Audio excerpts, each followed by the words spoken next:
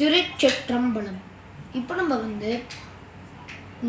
ராமேஸ்வரத்தில் இருக்கோம். இங்கே திருக்கல்யாண திருவிழா நடந்துட்டுருக்கு. ஆடி மாதம்ன்ற அந்த ரீசனுக்காக இந்த இடத்துல சுவாமி புறப்பாடு போயின்ட்டுருக்கிற மறுநாள் சுவாமி புறப்பாடு போயின்ட்டுருக்க இந்த நாளைக்கு மறுநாள் சாயங்காலம் திருக்கல்யாணம் நடக்க போகுது. அதுக்கும் நாங்கள் சுவாமியோட கல்யாணத்தை பார்த்தோம்.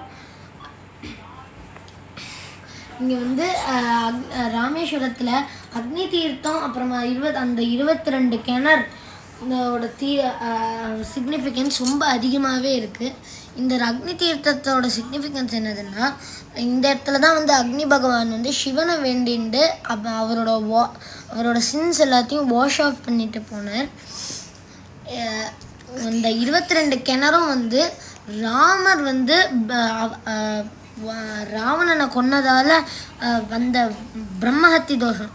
ஏன்னா ராவணன் ஒரு பிராமணன், அதனால் அந்த பிரம்மஹத்தி தோஷத்தை போக்குறதுக்காக இங்கே 22 கிணறையும் உருவாக்கி அந்த இடத்துல குளித்து அப்புறமா அவரோட பிரம்மஹத்தி தோஷத்தை போக வச்சார்.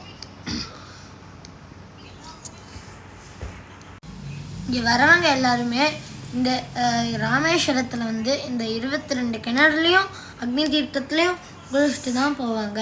இந்த அக்னி தீர்த்தம் தர்ப்பணம், ஸ்ராத்தம் இது எல்லாத்துக்குமே பிரசித்தி பெற்றது. எல்லா நார்த் இண்டியன்ஸும் இங்கே இந்த 3 தாம் யாத்திரான்னு என்னமோ இருக்குது போல இருக்குது. இங்கே காசி அப்புறம் கயா இந்த 3 இடத்துக்கும் போய் பிண்டம் வச்சு அவளோட பித்ருக்களுக்கு செய்வாங்க. திருச்சிற்றம்பலம்.